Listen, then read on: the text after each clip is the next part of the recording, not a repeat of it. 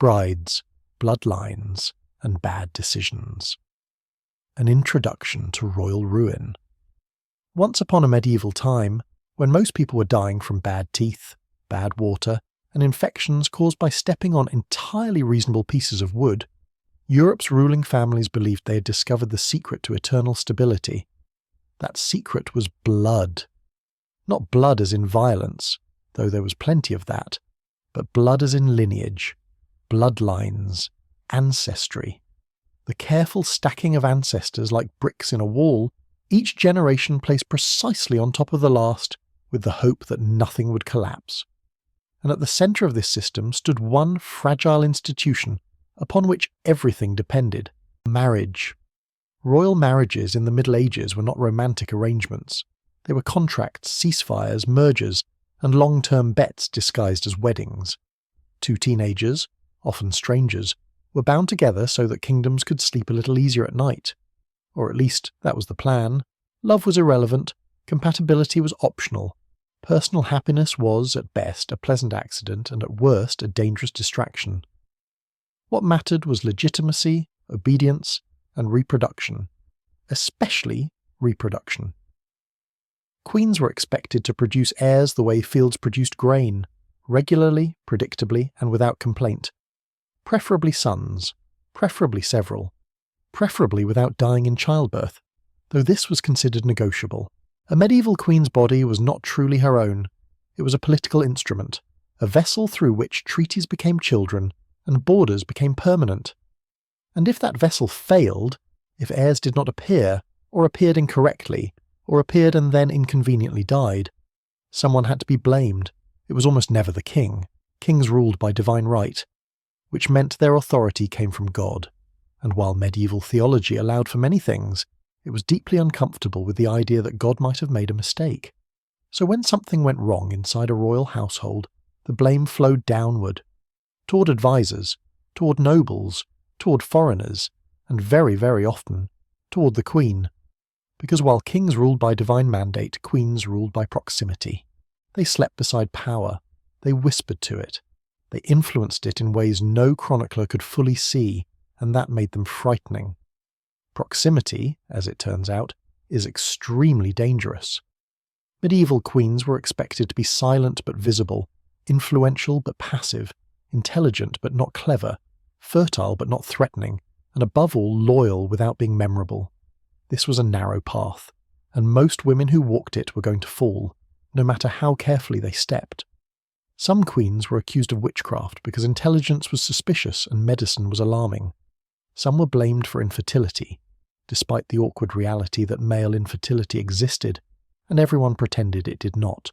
Some were suspected of poisoning relatives who inconveniently stood between their children and the throne, and some were accused of crimes so imaginative that modern readers have to pause and admire the creativity.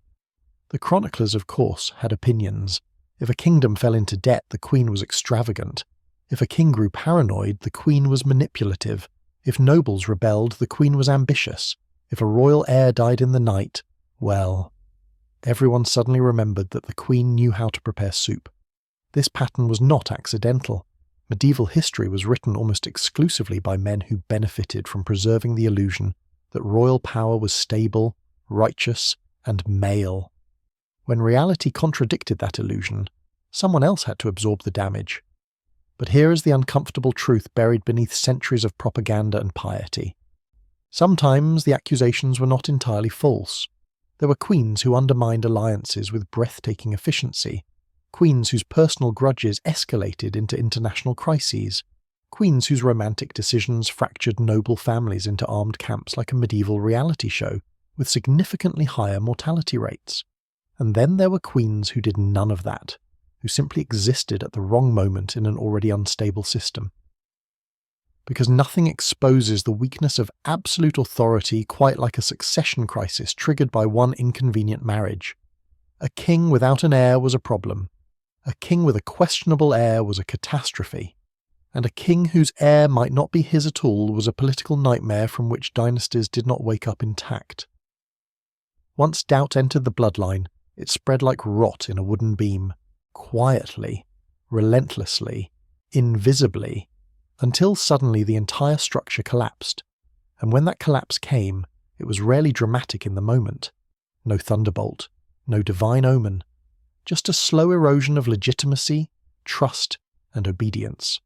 A noble who stopped showing up to court, a cousin who began gathering allies, a rumour repeated often enough to become truth. And at the centre of it all, more often than not, stood a woman wearing a crown and wondering when everything had gone so wrong. This is not a story about evil women. Despite what medieval chroniclers and several generations of playwrights would very much like you to believe, queens were not uniquely malicious creatures roaming castles in search of dynasties to destroy. This is a story about what happens when power, patriarchy, paranoia, and human personality collide inside stone walls designed for defense, not trust. It is a story about systems so fragile that they could be destabilized by childbirth, gossip, jealousy, or one poorly timed death. And it is a story about how medieval Europe repeatedly refused to learn the same lesson. If your political system can be destroyed by one marriage going wrong, the problem is not the bride. In the chapters ahead, we will meet queens who were feared, hated, misunderstood, and occasionally, frighteningly competent. We will see how bedrooms became battlegrounds, how rumours became weapons, how crowns placed on the wrong heads doomed generations yet unborn. We will examine marriages that reshaped continents, accusations that justified wars, and women whose greatest crime was refusing to disappear quietly. But before we go any further, we must understand one essential medieval belief, the belief that explains nearly everything that follows. If something went wrong in a royal household, it was almost never the king's fault, and someone had to pay for that. Eleanor of Aquitaine, the queen who outlived, outplayed, and outlasted everyone. If medieval Europe had understood how to recognise a long-term problem, Eleanor of Aquitaine would have set off alarms from birth. She was wealthy, intelligent, well-educated, politically aware, and, most dangerously of all, she inherited power in her own right. Born in 1122, Eleanor became Duchess of Aquitaine at around 15 years old after the sudden death of her father. Aquitaine was not a minor holding. It was one of the largest and richest territories in Europe, culturally vibrant, strategically vital, and inconveniently independent. Whoever married Eleanor did not merely gain a wife, they gained half of modern France. The French monarchy understood this immediately, and like all medieval monarchies faced with a problem they could not control, they chose the solution they always chose. Marriage, quickly. Eleanor was married to Louis VII, the future King of France, in 1137. Within months she was crowned queen. On paper, this was perfect. Aquitaine was now tied to the French crown. The bloodline was secure, the alliance was sealed.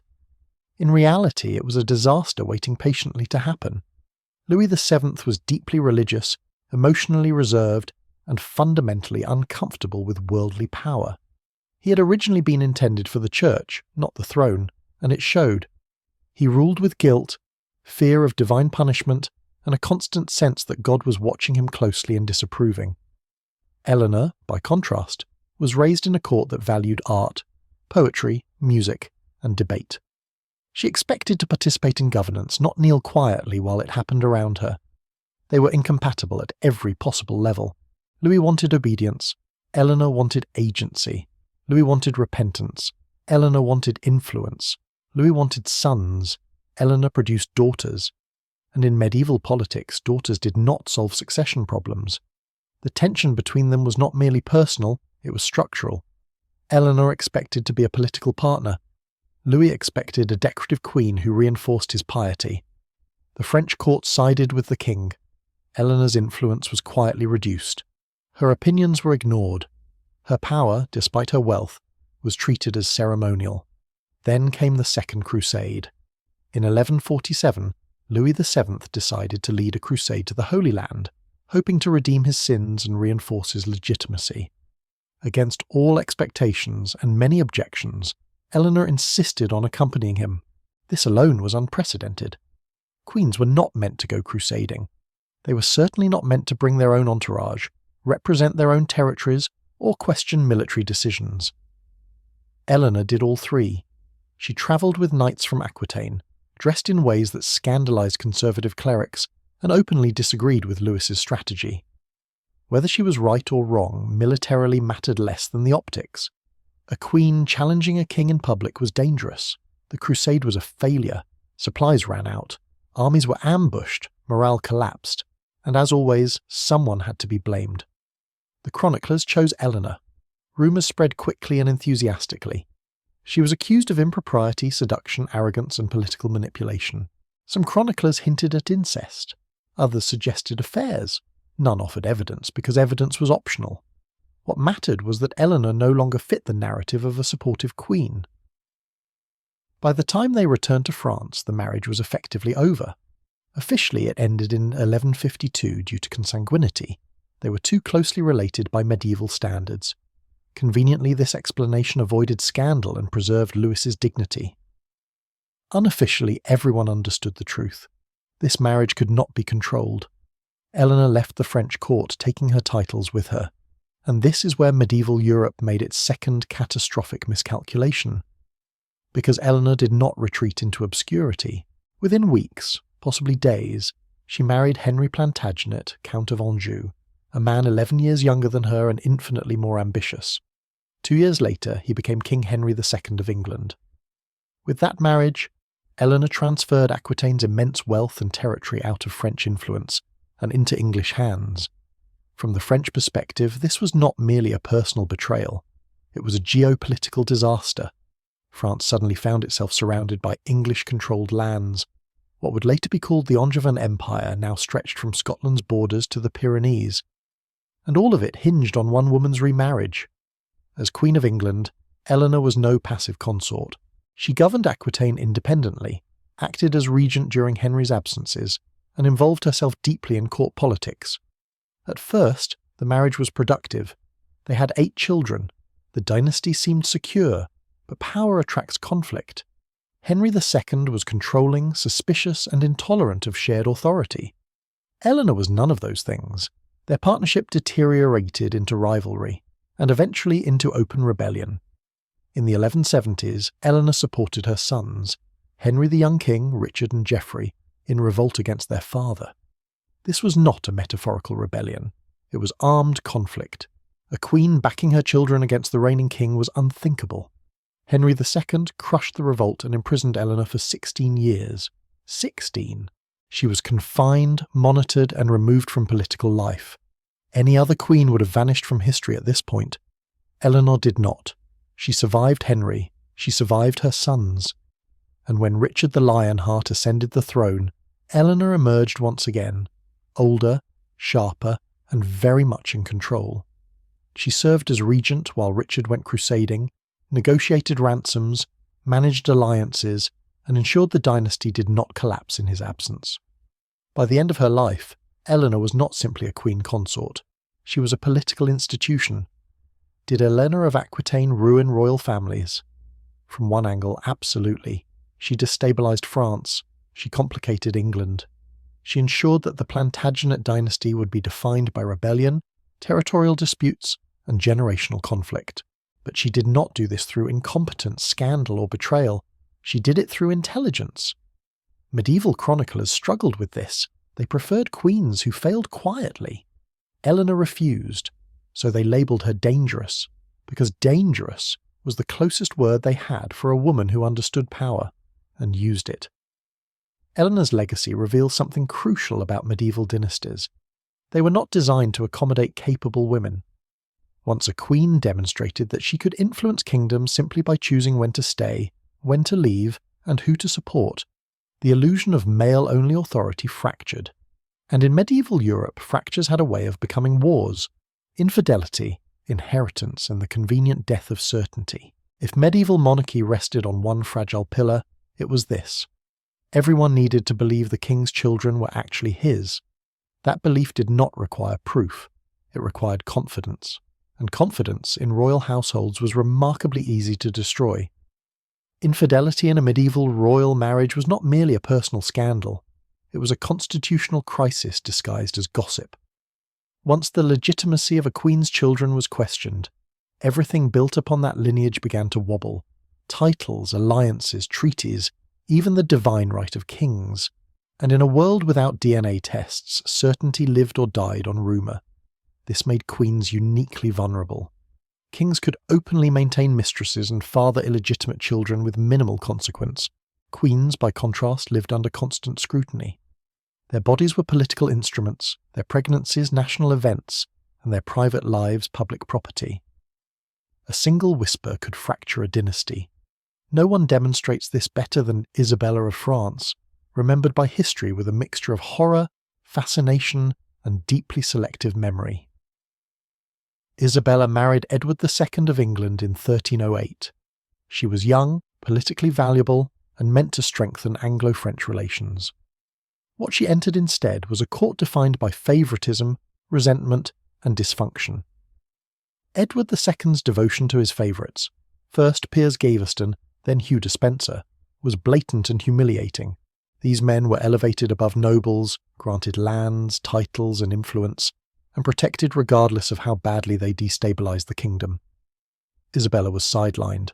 Her role as queen was ceremonial. Her authority was ignored. Her dignity was publicly undermined.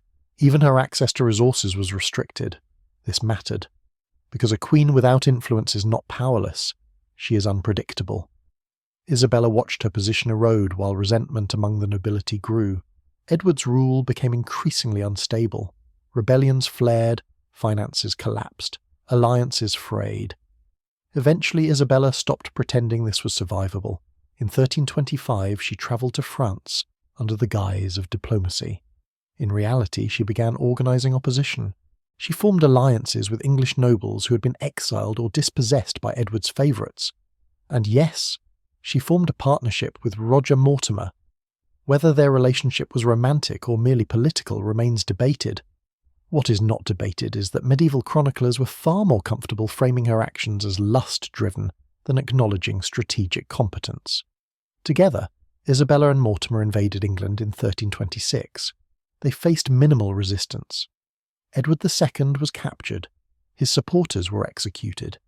Hugh Despencer met a particularly theatrical end involving hanging, disembowelment, and enthusiastic public participation. Edward was forced to abdicate in favour of his son. Shortly thereafter, he died in captivity under circumstances officially described as natural and unofficially described as not remotely convincing. Isabella had done the unthinkable. She removed a reigning king. Did she ruin the royal family? Yes. She shattered the illusion that kings were untouchable. She demonstrated that a queen could orchestrate regime change, and she established a precedent that would haunt English monarchy for generations. But her punishment came later. When her son Edward III seized power, Mortimer was executed and Isabella was pushed into political retirement. Chroniclers solidified her legacy not as a capable ruler, but as the she-wolf of France, because history prefers monsters to explanations, and Isabella was not alone. Across medieval Europe, queens faced similar accusations, often without any rebellion required.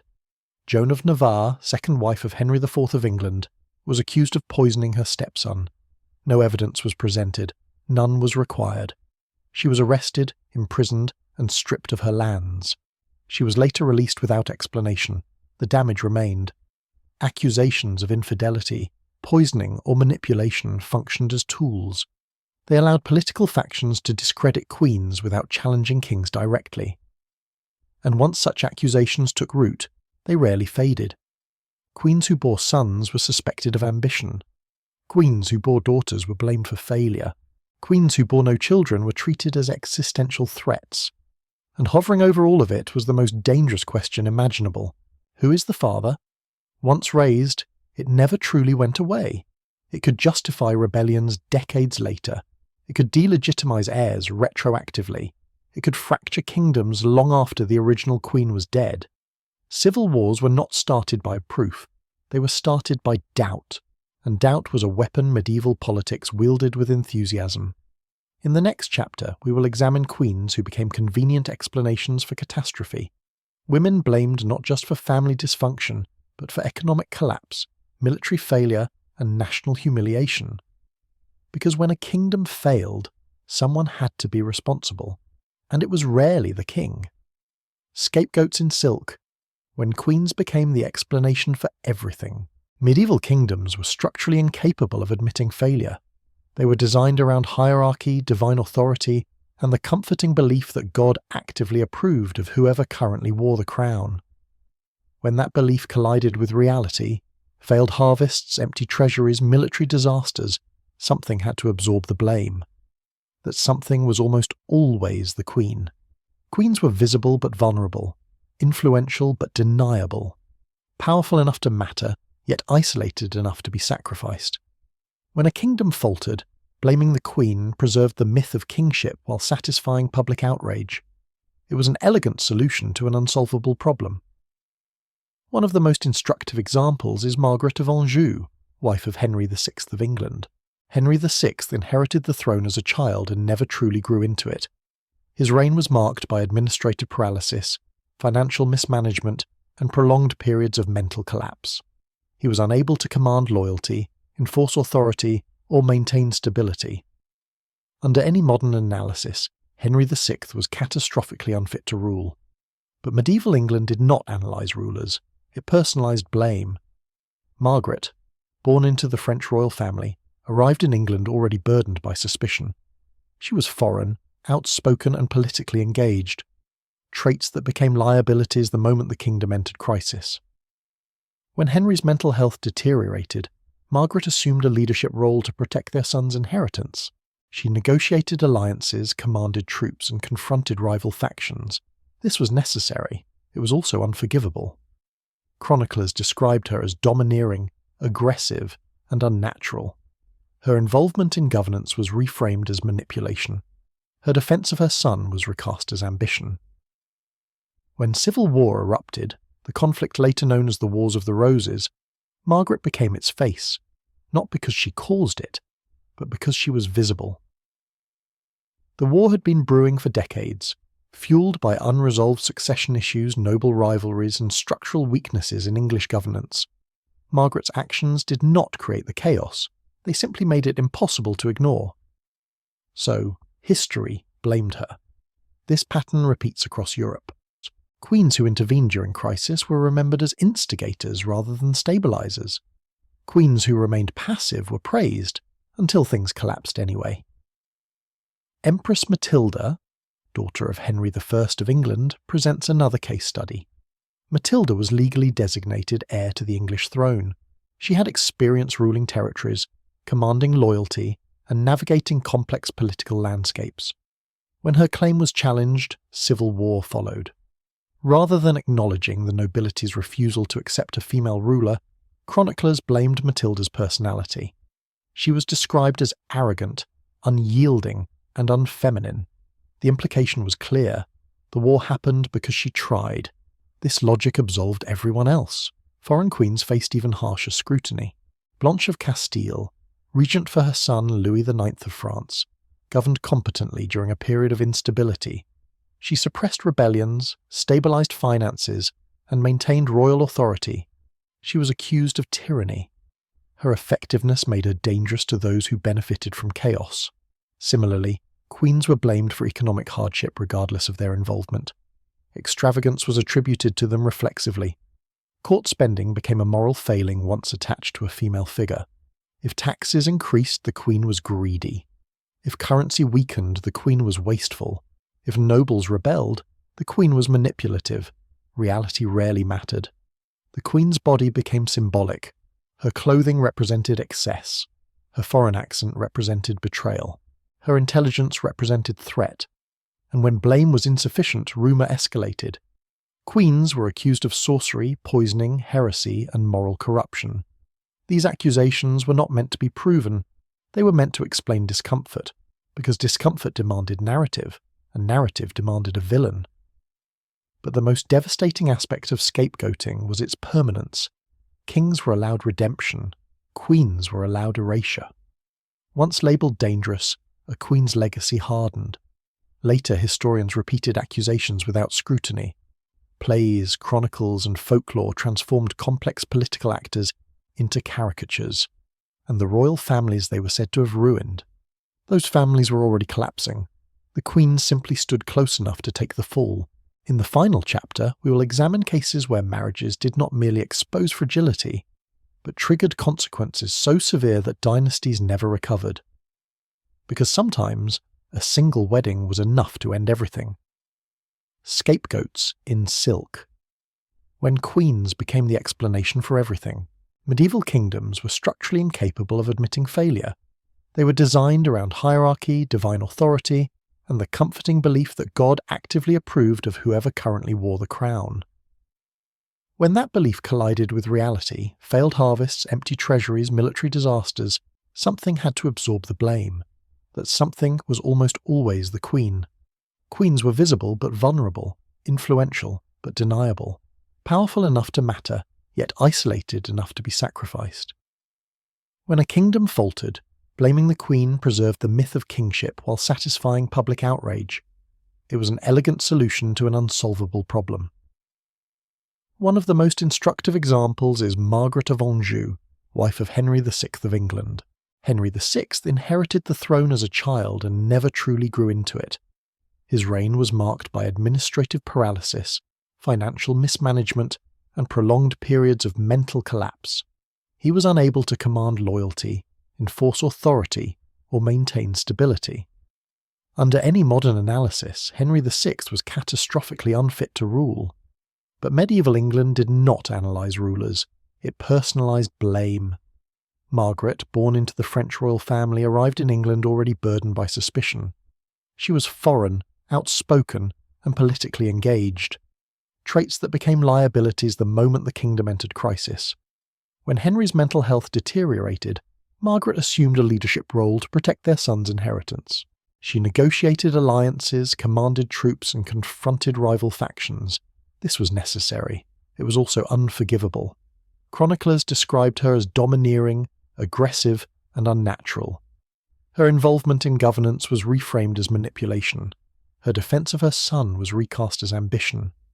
When civil war erupted, the conflict later known as the Wars of the Roses, Margaret became its face, not because she caused it, but because she was visible.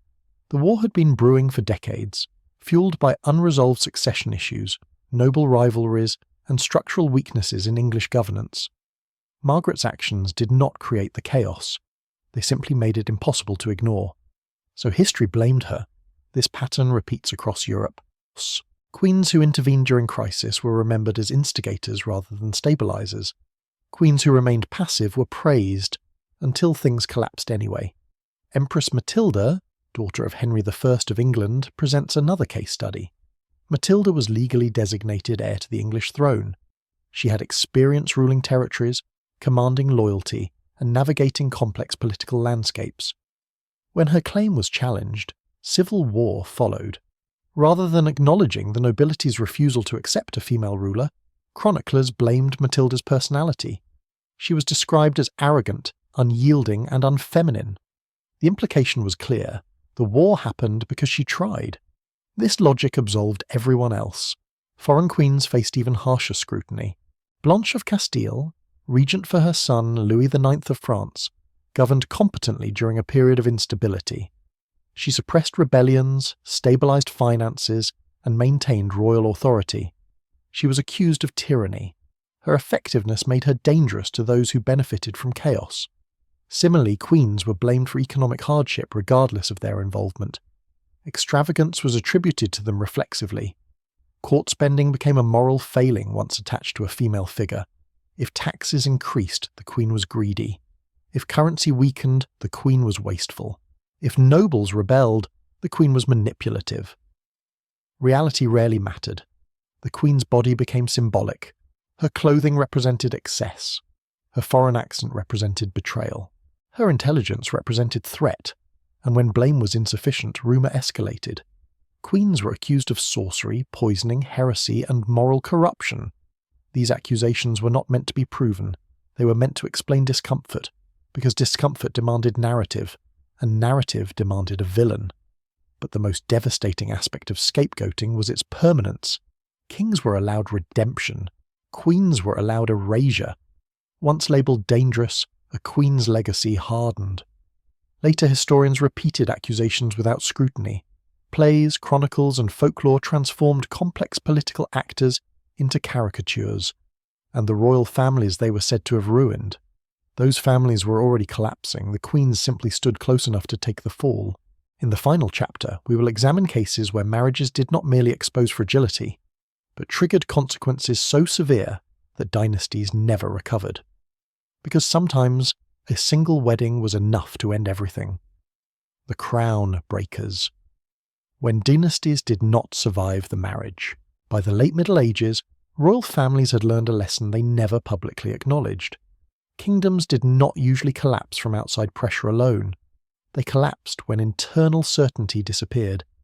And nothing dissolved certainty faster than a marriage that exposed every weakness hiding beneath the crown. Dynasties liked to imagine themselves as permanent. Bloodlines were spoken of as sacred, eternal, chosen by God. In practice, they were brittle arrangements held together by reputation, paperwork, and collective agreement. Once that agreement fractured, no amount of ceremony could repair it. One of the most revealing examples is Anne of Bohemia, first wife of Richard II of England. Anne did not arrive with scandal or ambition. She did not dominate court politics or openly challenge noble authority. Her influence was personal rather than public. She encouraged mercy, compromise, and restraint in a political culture that valued intimidation and spectacle. This made her quietly radical. Richard II's temperament softened under her presence. He was less violent, less reactive, more inclined toward negotiation. Contemporary sources note that Anne frequently intervened to prevent executions and reduce punishments. This should have strengthened the monarchy. Instead, it unsettled it. The English nobility had grown accustomed to rulers who governed through fear. Richard's moderation was interpreted not as wisdom, but weakness. Anne's influence was framed as inappropriate interference, even though she acted within the private sphere traditionally allowed to queens. When Anne died suddenly in 1394, Richard unravelled. His grief turned to obsession. His restraint vanished. He pursued revenge against perceived enemies, expanded royal authority aggressively, and alienated the nobility with alarming speed. Within 5 years, he was deposed by Henry Bolingbroke. Anne did not ruin the dynasty by acting. She revealed how fragile it was without her, and that revelation was fatal. Another example comes from Burgundy, where Mary of Burgundy's marriage altered Europe not through scandal, but through inheritance. Mary was the sole heir to Charles the Bold, Duke of Burgundy. Her marriage to Maximilian of Habsburg was meant to secure her territories against French aggression. It succeeded, and failed, simultaneously. When Mary died young after a riding accident, her lands became the focal point of decades of warfare. Her marriage dragged the Holy Roman Empire into prolonged conflict with France, reshaping European politics for generations. Her death did not end a dynasty quietly. It ignited one. Mary herself did nothing wrong. Her existence, her marriage, and her untimely death were enough. This is the uncomfortable reality medieval rulers refused to confront. Dynastic stability depended on individuals behaving predictably in a world that offered no such guarantee. Then there are cases where the system consumed itself entirely. Anne Boleyn stands at the edge of medieval tradition and early modern transformation, but her story follows familiar patterns. Her marriage to Henry VIII did not merely destabilise a household, it detonated England's religious structure. The accusations against her, infidelity, incest, treason, served a function. They erased her as a political inconvenience while preserving the king's authority. Her execution did not restore stability, it created precedent. Henry would go on to marry repeatedly, destabilising succession with each union. The Tudor dynasty survived, but never comfortably. Each marriage raised questions, tensions, and expectations that no single heir could fully resolve. Anne did not ruin the royal family. She exposed how disposable queens had become in the pursuit of control. Across Europe, the pattern holds. Marriages intended to secure alliances exposed incompatibilities. Queens expected to disappear instead acted. Private conflicts became public crises. Succession plans collapsed under scrutiny. And once legitimacy was questioned, it could never be fully restored. Dynasties did not fall because queens were uniquely destructive. They fell because systems built on silence, obedience, and myth could not survive visibility. Queens stood at the intersection of power and humanity. Their marriages made politics intimate. Their bodies carried the future of kingdoms. Their choices, whether intentional or forced, revealed truths kings preferred to hide. When marriages succeeded, history barely noticed. When they failed, history never let go. So did wives ruin royal families? Sometimes, but more often they revealed that royal families were already unstable. A dynasty strong enough to last should not collapse because of one marriage. And yet, again and again, it did. Because crowns were heavy, bloodlines were fragile, and power, no matter how divinely justified, was always human. And humans, as medieval history repeatedly reminds us, are remarkably good at ruining things they insist are sacred. Foreign, fertile, and feared, when queens became political time bombs. Medieval royal marriages were rarely local affairs. Kings married across borders, across languages, and across cultures, importing queens like diplomatic packages wrapped in silk and suspicion. These women arrived carrying dowries, expectations, and the quiet understanding that they would never truly belong. And foreign queens were always dangerous, not because they plotted constantly, but because their presence alone reminded everyone that the kingdom was not self-contained, that loyalty was negotiable, that bloodlines were mixed, diluted, and politically inconvenient. If a native queen caused unrest, she could be scolded. If a foreign queen caused unrest, she could be blamed. Consider Blanche of Castile. Blanche was not merely the wife of Louis VIII of France. She was the power behind the throne during her son Louis IX's minority. She governed decisively, crushed rebellions, and held the French monarchy together during a period that could easily have dissolved into noble anarchy. She did everything medieval rulers claimed to admire, and she was resented for it. Blanche's authority unsettled the nobility. She negotiated directly with rebellious lords, dismissed male advisors, and made it painfully clear that she was not a placeholder. Chroniclers painted her as overbearing, manipulative, and tyrannical, terms conveniently vague enough to mean effective woman. Her foreign origin made this easier. She was Castilian, not French. Her authority was framed as intrusion rather than stewardship. Yet without Blanche, the Capetian dynasty likely would not have survived intact.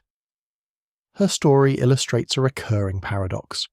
Queens were blamed not for incompetence, but for competence exercised too visibly.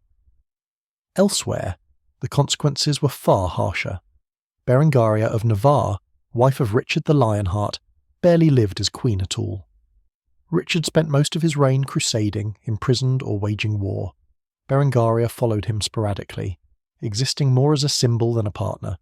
She produced no children. That alone doomed her historical relevance. But her marriage exposed another weakness. A dynasty dependent on absent kings and symbolic queens could not survive scrutiny. Richard died heirless. Succession passed to John, whose reign would unravel royal authority so badly it produced Magna Carta. Berengaria did not act. She did not scheme. She did not fail. She simply existed within a marriage that produced nothing, and nothing in medieval politics was catastrophic. Foreign queens were also convenient vessels for conspiracy. Elizabeth of Bosnia, Queen of Hungary, was accused of orchestrating assassinations and manipulating succession after her husband's death. Whether she did or not remains debated.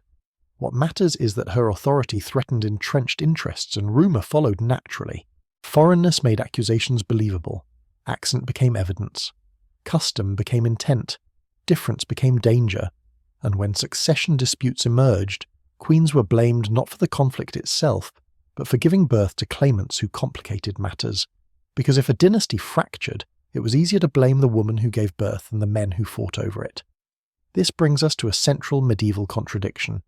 Queens were expected to produce heirs, but heirs created rivals, and rivals destabilized kingdoms. So queens succeeded only until their success became inconvenient, and when it did, history sharpened its knives. Mothers of monsters, when queens were blamed for the sins of their sons. If medieval queens learned anything from watching dynasties collapse, it was this. Producing an heir did not guarantee safety. In many cases, it guaranteed the opposite. Once a queen gave birth to a son, her role did not diminish. It intensified. The child became both her greatest protection and her greatest liability.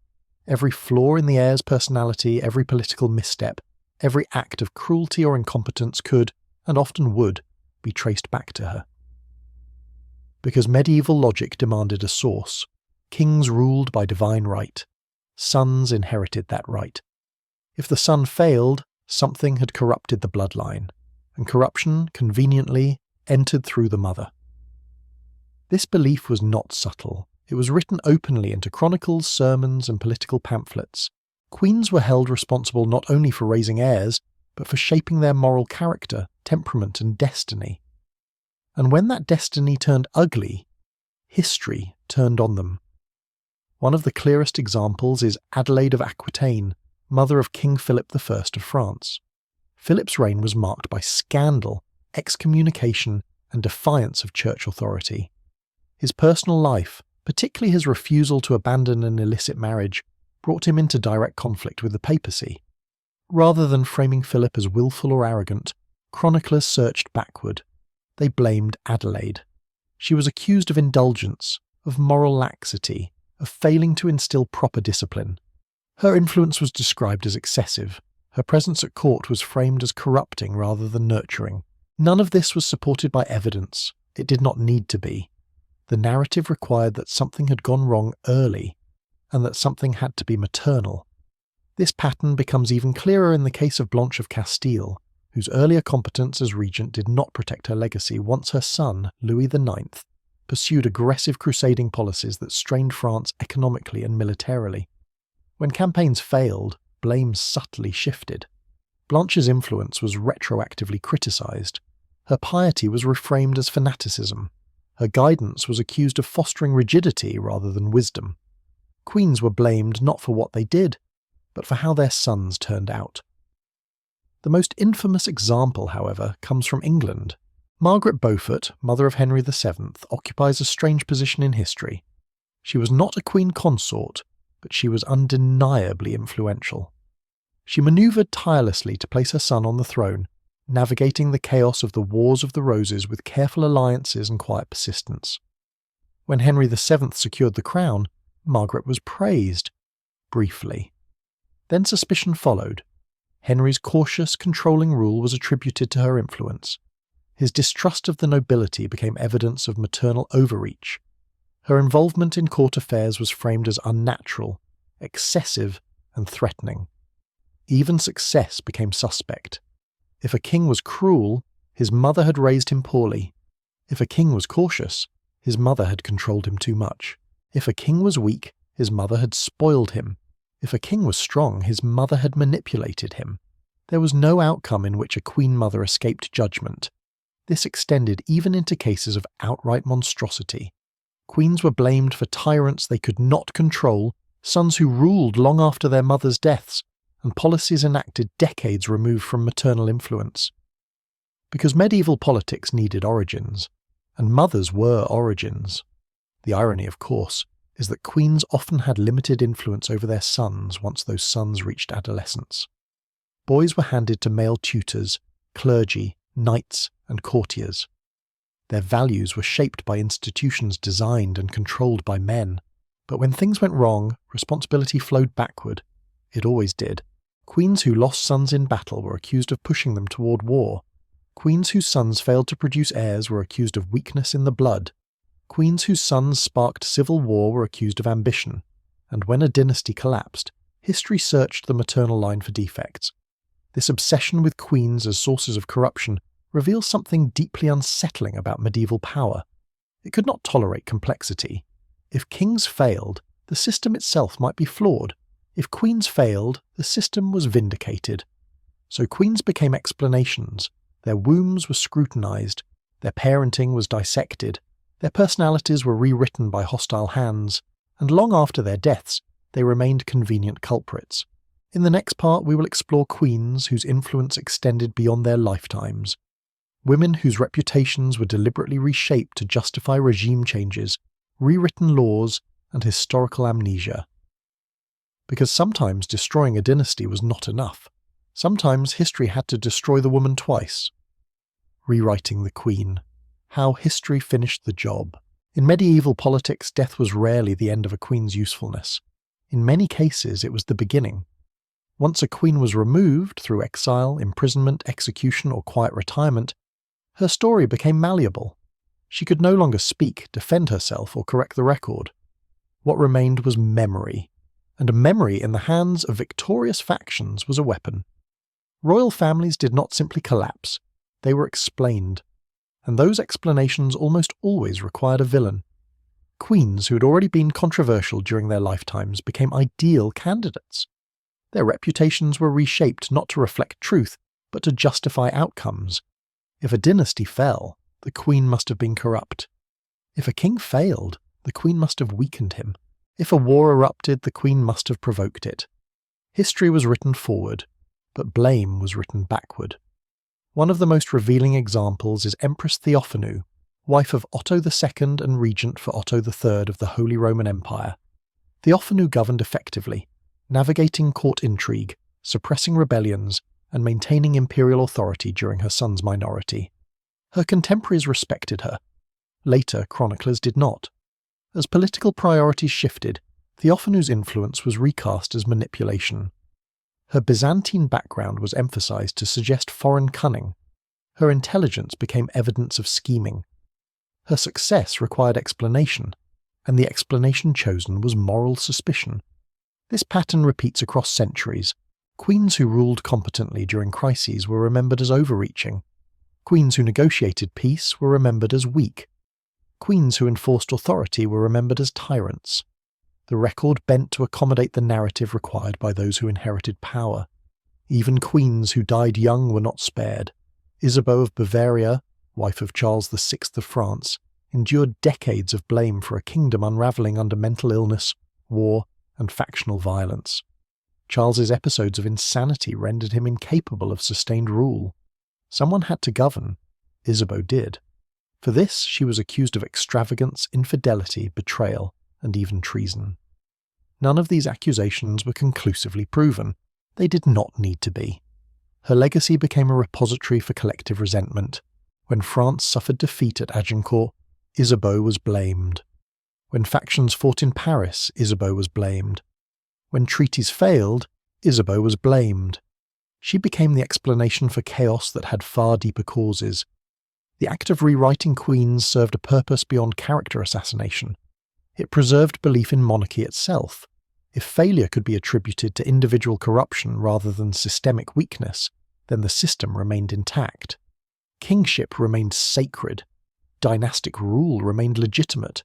The queen absorbed the damage, and this rewriting was rarely subtle. Queens were transformed into archetypes: the seductress, the poisoner, the foreign conspirator, the overbearing mother, the faithless wife. Once assigned, these roles persisted. Later, historians repeated them uncritically. Literature amplified them. Popular memory calcified them. Centuries passed. The damage remained. What makes this particularly striking is how often modern scholarship has had to peel back layers of narrative to rediscover who these women actually were. When records are re-examined, patterns emerge. Accusations collapse. Timelines contradict. Motives reveal themselves. What appeared as moral failure often turns out to be political necessity. What was remembered as manipulation turns out to be governance. What was framed as ruin often turns out to be survival. But medieval history did not reward nuance. It rewarded closure. And closure required someone to blame, so queens were rewritten until they fit. In the final part, we will step back and confront the uncomfortable conclusion all these stories lead toward. Because after examining centuries of royal collapse, scandal, and succession crisis, one truth becomes impossible to ignore. If medieval dynasties were so easily destroyed by wives, then the problem was never the wives, it was the dynasties. The illusion of stability, why dynasties were always doomed. By the time medieval chroniclers finished assigning blame, drawing moral lessons and sharpening reputations into convenient shapes, one uncomfortable truth remained carefully unspoken. Royal families were never stable to begin with. They simply pretended to be. Dynasties presented themselves as eternal, unchanging bloodlines protected by God, tradition, and ceremony. In reality, they were fragile coalitions of inheritance laws, personal relationships, and public belief. Remove any one of those elements, and the entire structure began to creak. Marriage was meant to reinforce that structure. Instead, it exposed it. Queens did not introduce instability into royal families. They revealed it. Their marriages forced private dynamics into public view. Their pregnancies turned biological uncertainty into political crisis. Their personalities disrupted the fantasy that power could remain impersonal and absolute. Because monarchy depended on pretending that human flaws stopped at the throne. They never did. Kings fell ill. Kings made poor decisions. Kings favoured the wrong allies. Kings failed to produce heirs, or produced too many. But none of these failures could be acknowledged openly. So responsibility shifted sideways, toward the woman closest to the crown. Wives became symbols because symbols were easier to punish than systems. If a succession failed, the marriage was blamed. If alliances collapsed, the queen was blamed. If civil war erupted, the queen was blamed. If a king ruled poorly, the queen must have influenced him. This was not coincidence. It was necessity. Medieval monarchy survived by myth. That myth required simplicity. Complex explanations, economic stress, institutional weakness, feudal fragmentation did not satisfy public outrage or noble ambition. But a queen could carry meaning. She was visible. She was foreign or native. She was fertile or barren. She was obedient or assertive. She could be reduced, and reduction made chaos manageable. What makes this pattern so consistent across Europe is not misogyny alone, though misogyny certainly played its part. It is fear. Fear of uncertainty. Fear of illegitimacy. Fear that power was not as divinely protected as claimed. Queens embodied all three. Their bodies produced heirs whose legitimacy mattered more than armies. Their marriages restructured borders without a single battle. Their choices, often limited, often forced, had consequences no chronicler could fully control. And when those consequences turned disastrous, history demanded a culprit. So wives were remembered as ruiners, even when they were stabilizers, even when they were victims, even when they were the only ones holding collapsing dynasties together. The irony is that many of the most dangerous queens were also the most capable. They governed when kings could not. They negotiated when war would have destroyed everything. They protected heirs in systems that offered them no protection in return. Their danger lay not in destruction, but in exposure. They exposed how much monarchy depended on cooperation. They exposed how quickly loyalty dissolved. They exposed how thin the line was between divine authority and public revolt. And once exposed, that illusion could not be restored. So did wives ruin royal families during medieval times? Sometimes, yes, through ambition, resistance, or refusal to remain invisible. But far more often they simply stood close enough to the crown to absorb the blame when fantasy collided with reality. Dynasties did not fall because queens were disruptive. They fell because the systems that relied on silence, obedience, and inherited authority could not survive scrutiny. And queens, by existing at the intersection of power and humanity, made scrutiny unavoidable. In the end, medieval history does not tell us that women ruined kings. It tells us that kings built systems so fragile that a marriage could bring them down, and that perhaps is the most revealing legacy of all. End.